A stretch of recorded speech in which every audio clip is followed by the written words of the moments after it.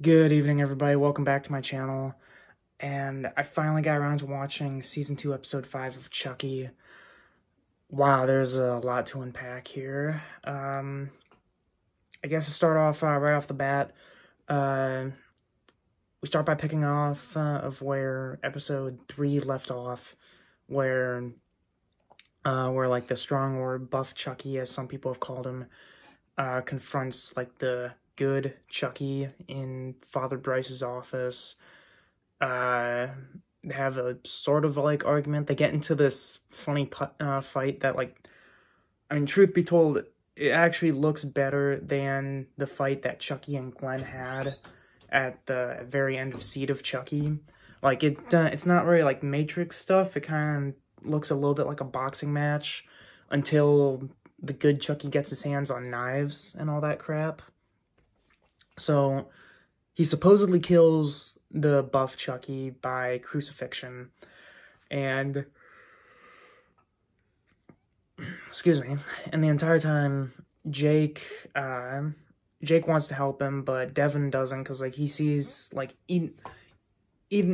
whether either Chucky dies, he sees it as an absolute win, which, yeah, I get where he's coming from, but also at the same time, like, I think that even if good Chucky, like, really was like still being a spy, like, I still think that buff Chucky would be, like, the much bigger threat, because, like, I mean, the dude punched a hole through a kid's chest and ripped his heart out.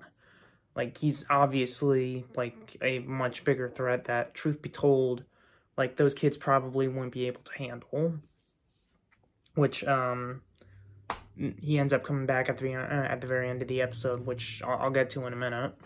But that all happens, like, so Jake really believes that good Chucky really is good, and, like, he full-on baptizes him, which was a little bit corny, but I think was also a little bit interesting, especially because, like, Jake is starting to like to use the religious teachings, even though, like, Devin is, like, dead set against it. Ooh, sorry. So, I don't know, I mean, like, whether good Chucky likes it or not, like, he's kind of driven a wedge between, like, the little kid gang, because now it's basically just Jake and Nadine, who are, like, pro-good Chucky, and Lexi and Devin, who still want to figure out, like, what Chucky's endgame is here, which, they eventually, like, get a hold of, the good Chucky's phone, like, back when he was still the scout for the Colonel, and they find clues in the photos on his phone that lead them to this, like, forest, which I'll get into that in a minute. But that's really it for like, the whole Jake story in that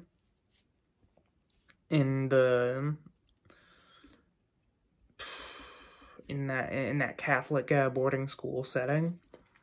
Devin Sawa comes back as Father Bryce, where he has a talking to with the two main nuns, as well as that Dr. Mexter character, who was in Season 2, Episode 1, as well as one of the episodes in Season 1. Where, like, they find the crucified Chucky. Bryce tells that one nun to get rid of it, which she just throws it in the garbage, but then he literally rises out of the trash, and for some reason she thinks that, like, he is a version of, like, the Lord God or whatever, which, I don't know, I feel like at best that nun is naive, and at worst stupid. But the other kind of thing that I thought was a little bit weird was, when the good Chucky was crucifying the buff Chucky, like, so he sent 2 knives into the dude's hands, right? And then 1 knife straight into his heart. So how is he still alive? Like, I know that this series has played fast and loose with the rules on voodoo, but, I mean, one of the main constants is that, like, if you if you destroy Chucky's heart, then that definitively kills him, at least until he's brought back to life, right? It happened in the first movie. And it's sort of been a thing ever kind of since, where, like, in some way, his heart gets damaged so that he dies, right? Well, just from looking at the episode, he took a knife to the chest, and somehow he was still alive.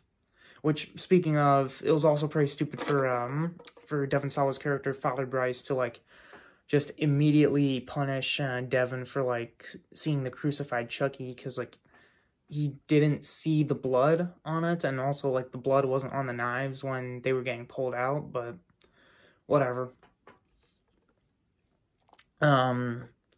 So now I guess that nun is gonna be Chucky's servant for the remaining 3 episodes.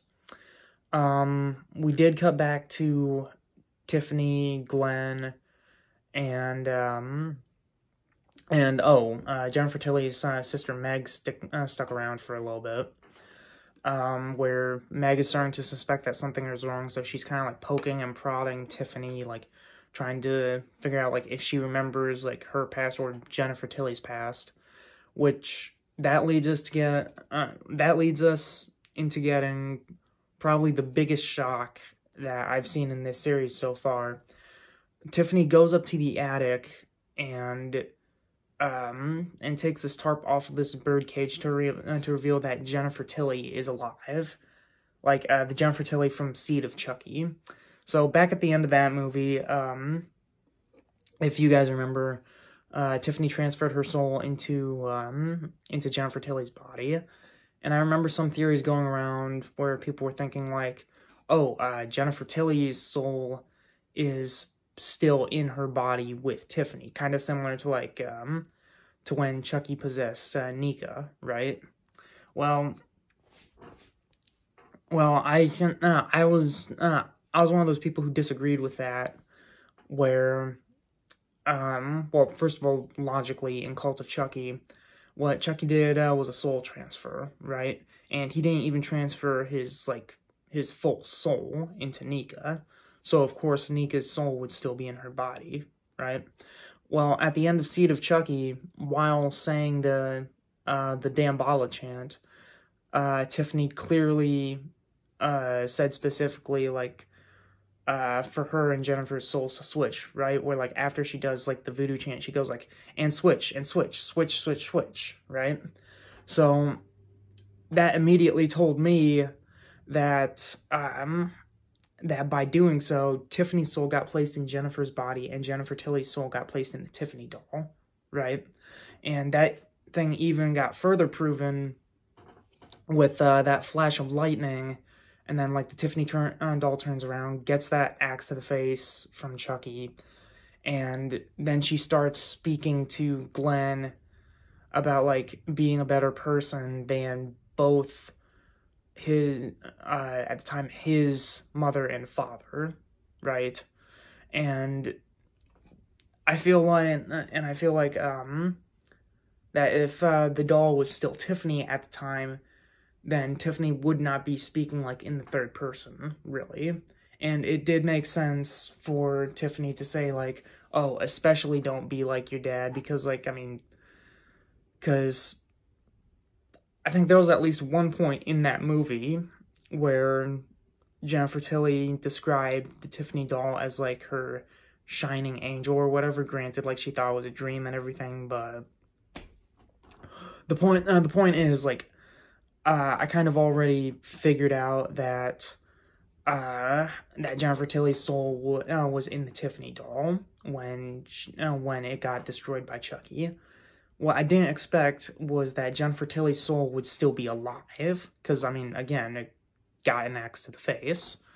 So I'm guessing that Tiffany might have used, like, some kind of voodoo or whatever to keep her alive, because, like, I mean, in the episode it's revealed that that Tiffany still gets money by having Jennifer Tilly, like, do her taxes, paying her bills, responding to fan mail.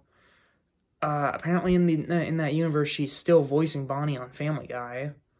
which I honestly thought that in-universe, Family Guy either carried on without Jennifer Tilly, or Jennifer Tilly just, Tiffany provided the voice for Bonnie in that universe, or the Family Guy show just got canceled. I don't know. But anyway, that was a pretty funny kind of Easter egg where they said, like, oh, Jennifer Tilly is still voicing Bonnie. She's just, like, she's most likely just sending her lines in. So, that was cool. But eventually, Meg and Glenn find Jennifer Tilly, and while Tiffany is arguing with her about giving her false information about, like, the Blues Brothers, and through that, Tiffany ends up killing Meg. Well, immediately after that, Tiffany tries to have a heart-to-heart with Glenn, which ends with her, like, revealing that she still has the Glenn doll from Seed. And while that scene is playing out, like, you can hear, like, bits of the Seed of Chucky music playing throughout, which, I don't like the movie, but I will admit the music was pretty cool. So, that leads to Tiffany and Glenn deciding that they're going to find Glenda and tell her, like, everything that happened, including with the Glenn doll. Sorry. And in the process, they also burned down Jennifer Tilly's house. So